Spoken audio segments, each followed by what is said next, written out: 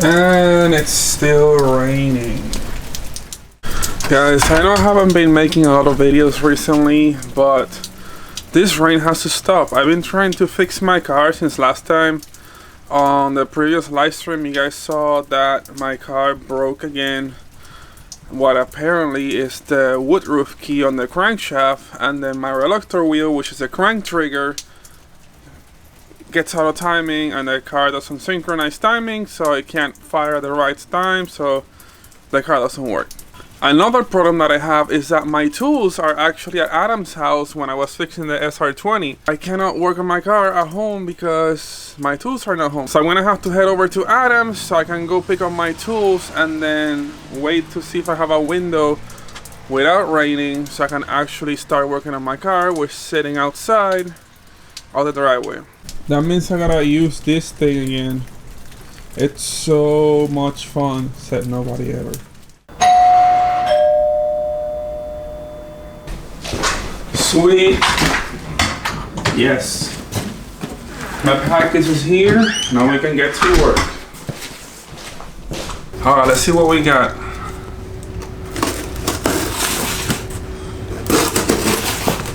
I've been waiting all week for this.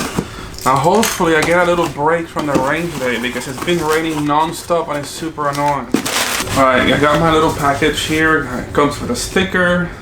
I ended up ordering 5 woodruff keys. Hopefully I'll have 5 strikes to break this thing again without having to wait. Another thing that I did that some of you guys were talking about in previous videos was the fact that I should not reuse the factory bolt. So I ended up ordering a brand new harmonic dampener bolt, which is supposedly torque to yield. So alright, I got a new one, so I'm gonna use this one instead of the old one, and I bet it's still gonna break anyways because I have the worst luck with that. So I have 5 little woodruff keys right here, OEM from BMW, never used, so it should be okay. Here we have this beautiful wet E36 that's broken down, so let's fix it. It's now time again to take apart the water reservoir, the radiator, the fans, the oil catch can, and then I need to remove the serpentine belt, water pump pulley, and then it's ready to come off. To those of you who are new to the channel, yes, I am using an E30 water reservoir tank because the E36 tank blew up on me twice already, so I'm using this one for now until I get my new unit, which is gonna be an upgrade from this. Let's get started with this. First thing first, I need to remove the water hoses. I'm going to remove this one right here from the reservoir, top hose. Then I need to loosen this hose for the oil catch can, which is gonna be in the way of this. I don't tighten it all the way down so it's easy to remove. So it's pretty much I have it finger tight. Then I need to remove this thing from here, or maybe I could just like leave it, I don't know. Nah, I'll take it off.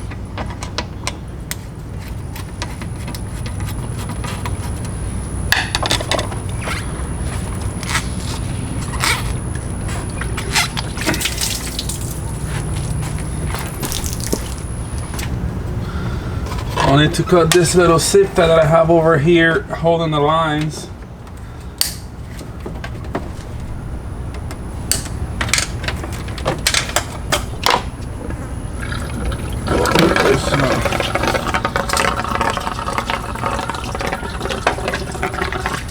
Put this out of the way. Then I'll also need to remove this coolant line right here that goes to the turbo. This one's always kind of challenging to remove, so I'm gonna take the clamp pretty much all the way out, and then I'll try to wiggle it and see if it comes off. There we go. Put this out of the way like this. I don't need you right now. more of, yes, I gotta remove both radiator hoses. I'll just leave them attached to the radiator, so I'll just take them off from the water neck on the thermostat housing. Same thing on this lower one over here. Make things simple, easy to remove and reinstall.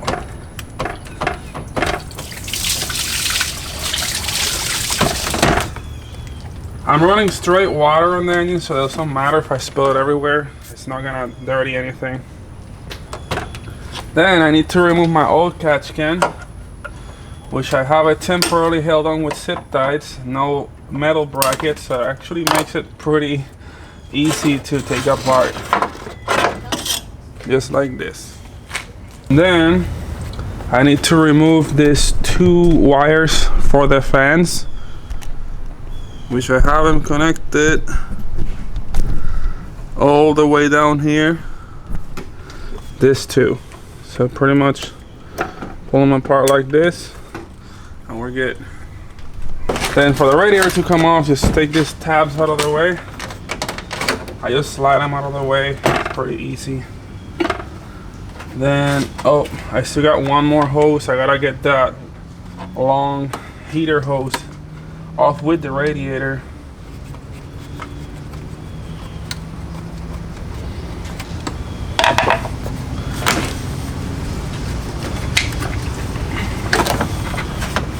All right, got it. Now we're gonna pull the whole assembly out of the way.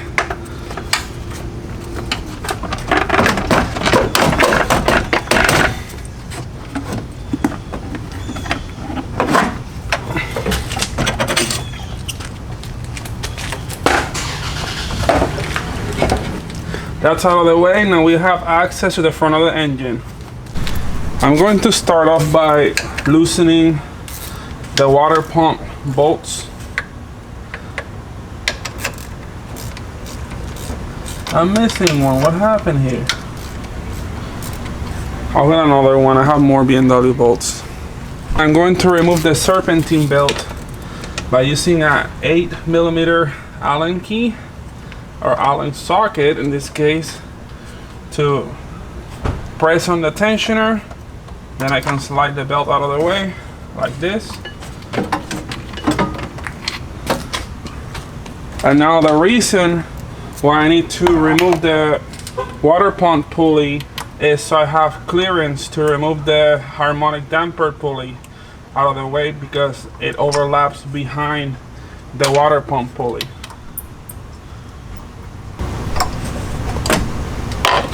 Now comes the super fun part. I mean, not really, but I gotta loosen up the crank pulley bolt that's torqued to 250 pounds right now, and I gotta do it with this. What I ended up doing is I put the car in gear and I put a little boot behind the rear wheel, so hopefully that will keep it in place.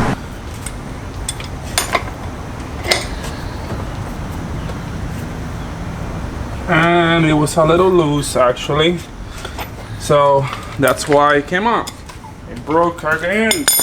Good thing I have a new bolt this time, so with a new bolt I won't have that issue anymore apparently.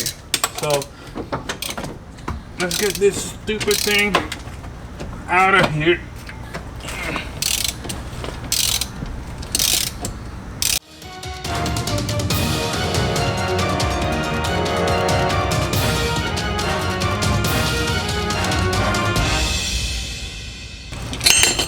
There we go. Now comes the other fun part, which is trying to remove the crank pulley with a screwdriver. Interestingly enough, it came out pretty easy. And yep, the woodruff key is broken once again. Here you can appreciate the other half of the woodruff key still stuck in the crank pulley, and then the other part is still on the crankshaft. Look at the other part still stuck on the crankshaft right there. Oh wait, two more zoom. There you go.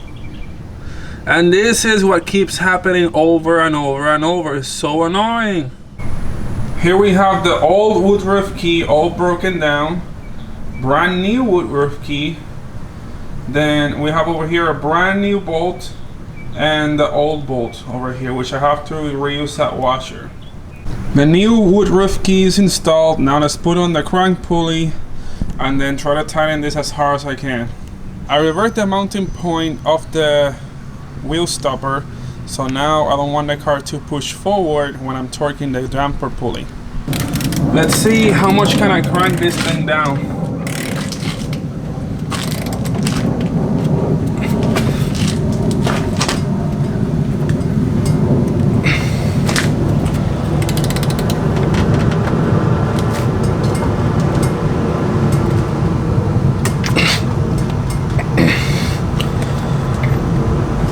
So far I have 215 foot-pounds of torque.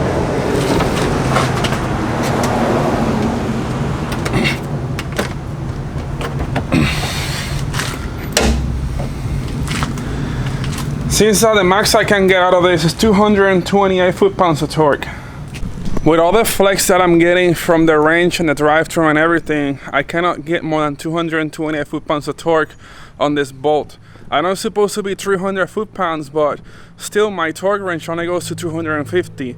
I put a little dab of red thread locker on the tip of the bolt. Hopefully that will keep it together. Let's see what happens this time.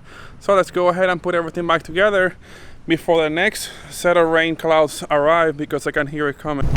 Now we need to reinstall the serpentine belt. I already put the water pump pulley back in. Belt is on there, so now I'm gonna tighten this, fit it through here and underneath this part. Make sure everything's on the ribs. Let go, and it's installed. Serpentine belt configuration: you have the one that loops around the crank pulley, goes through the tensioner, then back around the water pump. On the other pulley goes to the alternator and down to the power steering pump, and then back to the crank pulley. At this point, make sure to tighten back up the bolts for the water pump pulley. The car is now back together. Everything is hooked up. The last thing I need to do is add water and let the battery finish charging, because my battery died from the car being parked for this long time. I've been having this other issue with the car that is constantly draining the battery. I gotta find out what's staying on the car, and it's causing the battery to drain. In a matter of like 3 days of not starting it, it's just completely dead. So I think it might be the amplifier, but I'm not sure. I gotta do a couple tests to try to trace where all the power is going. The question now is, will it start or will it not start? I think the battery has enough juice to finally crank. Let's go ahead and try it.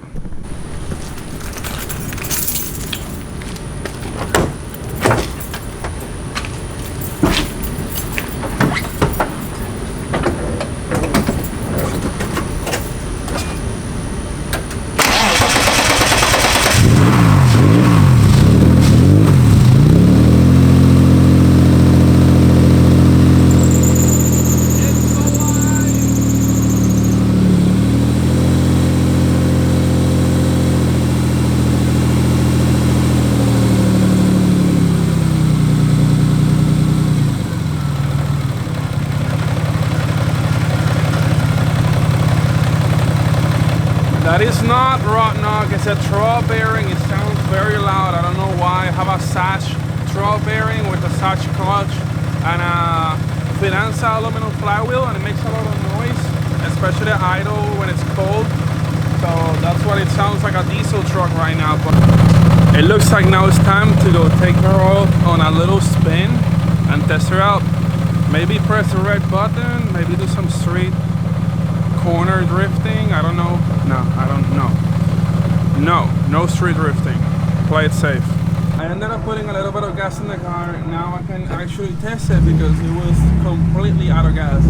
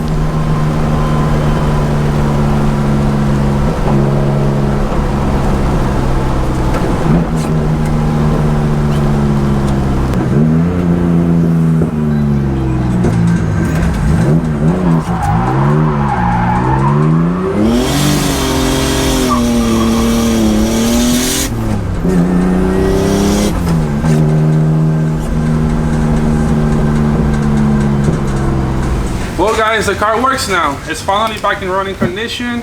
Everything tests out pretty good.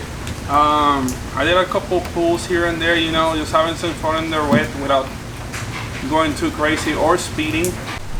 Guys, if you don't have a Big Boost shirt already, check out the link on the description below to get yours today. I am getting shirts through Adam. I don't know if they have this one back in stock, but I do have the Big Boost version 2, which is the one that has the 2 turbos and it's a really cool logo. If you want to support my channel, please get one of those shirts. It will help contribute towards saving towards the shop so I can get this stuff going. Right now I'm kind of like stuck, so I'm trying to do a couple of things without getting myself in way too much debt. I don't know what I'll do without this car. It's so much fun to drive, even though it doesn't have AC like Maria says. It's kind of loud, a little loud, you know, it's just a tiny bit. But it's actually comfortable. I don't know what she says not comfortable, because this car is super comfortable. I love my NRG bucket seats. They're like the best seats I ever had. They hold you in place. They're super comfortable. They're very ergonomic. I don't see anything wrong with that. Just why would you not want to drive in this? Look at this beast. Just look at it. It's wonderful. And it's one color. It's finally one color. It's working.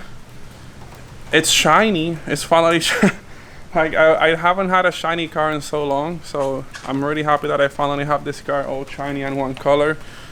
Now the thing is, when will I drift it next? What am I gonna be able to do to it next? I don't know. I have no garage space to work on. Both of Jason's cars are broken down, so I'm like stuck outside, but then it's illegal to work outside in this neighborhood, so I can't really do a lot of it.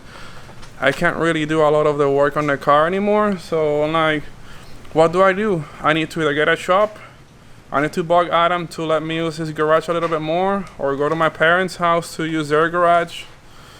Oh, this is so stressful. What do I do, guys? So let's see what happens. I'm trying. I'm really trying. I'm looking for shops every day. So let's see if I can finally find one that fits the budget and I can get this rolling. Meantime, I'm sorry I haven't been able to upload a lot. As you can see, it's been raining every day. I don't have a garage to work in, so I have to work in the driveway. So right now, as you can see, it's raining. While I've been trying to record for a few days, and it's just been raining and raining and raining. I don't know why, non-stop for like 3 weeks. So sorry for the short videos. I can do a couple other things other than fixing my car to get some videos going, but I'm trying to figure this one out to see what I'm gonna do with the car. I am working on the Big Boost website so I can get some more shirts going for you guys. I have other designs. I'm trying to also include hats, so I have some Big Boost hats going and maybe some stickers as well. Until next time, guys.